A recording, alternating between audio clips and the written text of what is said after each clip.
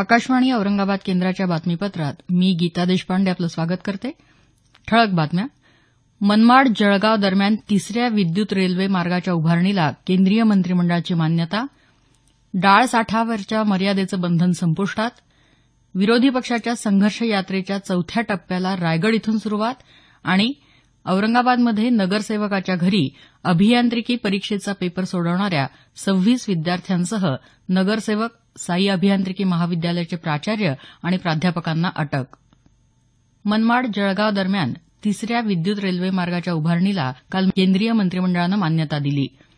हा मार्ग 160 किलोमीटर लांबीचा असून त्यासाठी सुमारे 1200 कोटी रुपये खर्च अपेक्षित आहे. 5 वर्षात हा प्रकल्प पूर्ण होण्याची अपेक्षा आहे. याशिवाय संपूर्ण स्वदेशी बनावटीच्या 10 अणुभट्ट्या उभारण्यासही मंत्रिमंडळानं मंजुरी दिली. प्रत्येकी 700 मेगावॅट क्षमतेच्या या अणुभट्ट्या असणार आहेत. मातृत्व लाभासंबंधीच्या योजनेलाही केंद्रीय मंत्रिमंडळानं काल कार्योत्तर मंजुरी दिली. गेल्या 1 जानेवारीपासून ही योजना देशातल्या सगळ्या जिल्ह्यांमध्ये राबवण्यात येत असून केवळ पहिल्या अपत्यासाठीच ती लागू आहे. प्रसूतीपूर्व आणि प्रसूतीनंतर स्त्रियांचं योग्य पोषण व्हावं याकरता हे लाभ दिले जातात. या काळातल्या रजेमुळे स्त्रियांचं आर्थिक नुकसान होऊ नये याकरता त्यांना रोख स्वरूपात अर्थसहाय्य करण्याची तरतूद या योजनेत आहे. केंद्र सरकारनं डाळ उत्पादक शेतकऱ्यांना हमीभाव आणि संरक्षण देण्यासाठी डाळीच्या साठ्यावरची मर्यादा काल उठवली. याबाबतचे आदेश काल जारी करण्यात आले. अन्नमंत्री रामविलास पासवान यांनी ट्वीट करून ही माहिती दिली. रक्तातल्या नात्यात बक्षीस दस्तावेज करताना त्यावर मुद्रांक शुल्क आकारण्याचा राज्य सरकारचा कुठलाही मानस नाही असा खुलासा महसूल मंत्री चंद्रकांत पाटील यांनी केला आहे. महानगरपालिकेलगतच्या भागात 5% मुद्रांक शुल्क होतं, तर महानगरपालिका क्षेत्रात 4% शुल्क आकारलं जात होतं. ते आता सरसकट 5% करण्यात आलं आहे. शिवसेनेचे नेते आणि पर्यावरण मंत्री रामदास कदम यांनी मुद्रांक शुल्क वाढीच्या विरोधात शिवसेना आंदोलन करणार असल्याचा इशारा दिला होता. त्यावर महसूल मंत्र्यांनी हे स्पष्टीकरण दिलं. राज्यातल्या विरोधी पक्षांनी काढलेल्या संघर्ष यात्रेच्या चौथ्या टप्प्याला काल रायगड इथून सुरुवात झाली. विरोधी पक्षाच्या नेत्यांनी काल रायगडावर जाऊन शिवरायांचं दर्शन घेतलं. त्यानंतर चवदार तळ्याला भेट देऊन डॉ बाबासाहेब आंबेडकर यांना अभिवादन केलं. सत्ताधारी भारतीय जनता पक्ष आणि शिवसेना कर्जमाफीचा निर्णय घेण्याऐवजी शेतकऱ्यांची फसवणूक करत असल्याचा आरोप विरोधी पक्षनेते राधाकृष्ण विखे पाटील यांनी केला आहे. यात्रेला सुरुवात केल्यानंतर ते काल महाड इथं वार्ताहरांशी बोलत होते. विधिमंडळाच्या पावसाळी अधिवेशनादरम्यान शिवसेना शेतकऱ्यांच्या प्रश्नांसंदर्भात मोर्चा काढणार असल्याची माहिती शिवसेनेचे नेते आणि राज्याचे उद्योगमंत्री सुभाष देसाई यांनी दिली आहे.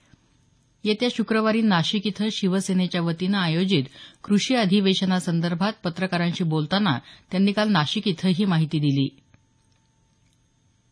यंदाचा दहशतवाद आणि हिंसाचार विरोधी दिवस परवा 20 मे रोजी साजरा केला जाणार आहे. दरवर्षी हा दिवस 21 मे रोजी साजरा केला जातो. मात्र यंदा 21 मे रोजी रविवार सुट्टीचा दिवस असल्यामुळे शनिवारी 20 मे रोजी हा दिवस साजरा केला जावा असं शासनाच्या एका प्रसिद्धीपत्रकाद्वारे कळवण्यात आलं आहे. बेहिशोबी मालमत्तेप्रकरणी तुरुंगात असणारे माजी उपमुख्यमंत्री आमदार छगन भुजबळ यांना मुंबईतल्या आर्थर रोड तुरुंगात देण्यात आलेल्या विशेष वागणुकीची चौकशी करण्याचे आदेश कारागृह विभागानं दिले आहेत. सामाजिक कार्यकर्त्या अंजली दमानिया यांनी याबाबत आरोप केला होता. कारागृह उपमहानिरीक्षक स्वाती साठे यांच्या नेतृत्वाखाली ही चौकशी होणार आहे. हे बातमीपत्र आकाशवाणी औरंगाबाद केंद्रावरून प्रसारित केलं जात आहे. आमचं हे बातमीपत्र newsonair.com या संकेतस्थळावरही उपलब्ध आहे. औरंगाबाद शहरानजीक चौका इथं असलेल्या साई अभियांत्रिकी महाविद्यालयातल्या 26 विद्यार्थ्यांना शिवसेनेचे नगरसेवक सीताराम सुरे यांच्या घरी अभियांत्रिकी परीक्षेचे पेपर सोडवत असताना गुन्हे शाखेच्या पोलिसांनी काल अटक केली. अभियांत्रिकीच्या सिव्हिल शाखेचा एक पेपर मंगळवारी झाला. तोच पेपर सुरे यांच्या घरी मंगळवारी रात्री हे विद्यार्थी सोडवत असल्याची माहिती मिळाल्यानंतर पोलिसांनी सुरे यांच्या घरावर छापा घातला. या 26 विद्यार्थ्यांसहित शिवसेना नगरसेवक सीताराम सुरे, साई अभियांत्रिकी महाविद्यालयाचे संस्थाचालक गंगाधर मुंढे, मंगेश मुंढे, प्राचार्य संतोष देशमुख, प्राध्यापक विजय आंधळे यांना काल अटक करण्यात आली. दरम्यान या प्रकरणाची गंभीर दखल घेऊन डॉ बाबासाहेब आंबेडकर मराठवाडा विद्यापीठानं साई अभियांत्रिकी महाविद्यालयाचं परीक्षा केंद्र रद्द केलं आहे.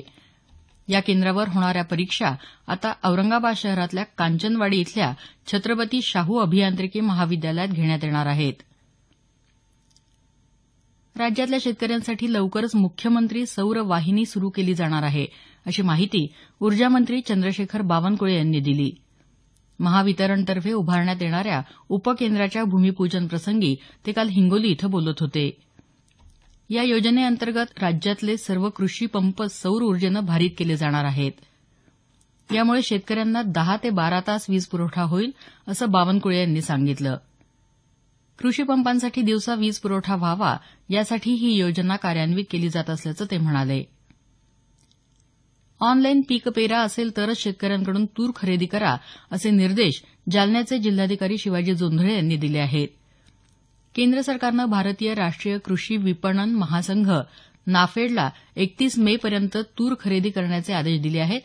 मात्र पीक पेरा नसेल तर तूर खरेदी केली जाणार नाही, अशी माहिती जिल्हा पणन अधिकारी BR पाटील यांनी दिली. औरंगाबाद महानगरपालिकेच्या विजेच्या खर्चात बचत करण्याच्या दृष्टीनं पालिकेच्या मुख्यालयावर सौर ऊर्जा उपकरणं बसवण्यात येणार आहेत. महापालिका आयुक्त DM मुगळीकर यांनी ही माहिती दिली आहे. पालिकेच्या मुख्य कार्यालयासोबतच सिद्धार्थ उद्यान, प्राणी संग्रहालय, पालिकेच्या शाळा आणि रुग्णालयांच्या इमारतीवरही सौर ऊर्जा उपकरणं बसवण्यात येणार असल्याचं मुगळीकर यांनी सांगितलं. याशिवाय शहरात 20 हरित बसेस सुरू करण्यात येणार असून त्यातून शहरवासियांना पर्यावरण संवर्धनाचा संदेश देण्यात येणार आहे. केंद्र सरकारच्या सोलर सिटी योजनेत देशातल्या 55 शहरांची निवड झालेली असून त्यात मराठवाड्यातल्या औरंगाबाद आणि नांदेड या 2 शहरांचा समावेश आहे. परभणी जिल्ह्यातले काँग्रेसचे नेते आणि जिंतूरचे माजी आमदार रामप्रसाद बोर्डीकर आणि परभणी जिल्हा मध्यवर्ती सहकारी बँकेचे अध्यक्ष कुंडलिकराव नागरे यांनी काल भारतीय जनता पक्षामध्ये प्रवेश केला. बीड जिल्ह्यातल्या अंबाजोगाई इथं कांदा पिकाचा प्रस्ताव दाखल करण्यासाठी एका शेतकऱ्याकडून 1,000 रुपयांची लाच घेताना एका कृषी सहाय्यक अधिकाऱ्याला लाचलुचपत प्रतिबंधक विभागाच्या अधिकाऱ्यांनी काल रंगेहात पकडलं. सतीश सुरवसे असं या अधिकाऱ्याचं नाव आहे. उस्मानाबाद इथं सुरू असलेल्या राष्ट्रीय स्वयंसेवक संघाच्या राष्ट्रसेविका समितीच्या देवगिरी प्रांताच्या शिक्षा वर्गाच्या निमित्तानं काल पथसंचलन करण्यात आलं. उद्या या शिक्षा वर्गाचा समारोप होणार आहे. देशात वस्तू आणि सेवा कर GST प्रणालीबाबत ग्राहक आणि व्यापारी वर्गानं कोणत्याही प्रकारची भीती बाळगू नये असं आवाहन औरंगाबाद इथल्या केंद्रीय उत्पादन शुल्क कार्यालयाचे आयुक्त CL मेहर यांनी केलं आहे. ते काल लातूर इथं केंद्रीय उत्पादन शुल्क कार्यालय आणि विक्री विभाग यांच्या संयुक्त विद्यमाने या कराविषयी जागरूकता निर्माण करण्यासाठी आयोजित चर्चासत्रात बोलत होते. लवकरच कोणत्या वस्तूसाठी किती कराचा दर असेल हे ठरवलं जाईल, असं त्यांनी स्पष्ट केलं. पोस्टमन मोबाईल अॅप्लिकेशन या सुविधेला आज औरंगाबाद इथल्या 18 टपाल कार्यालयात प्रारंभ केला जाणार आहे. औरंगाबाद क्षेत्राचे general post master Pranav Kumar यांच्या हस्ते जुना बाजार टपाल कार्यालयात या सुविधेचं उद्घाटन होणार आहे.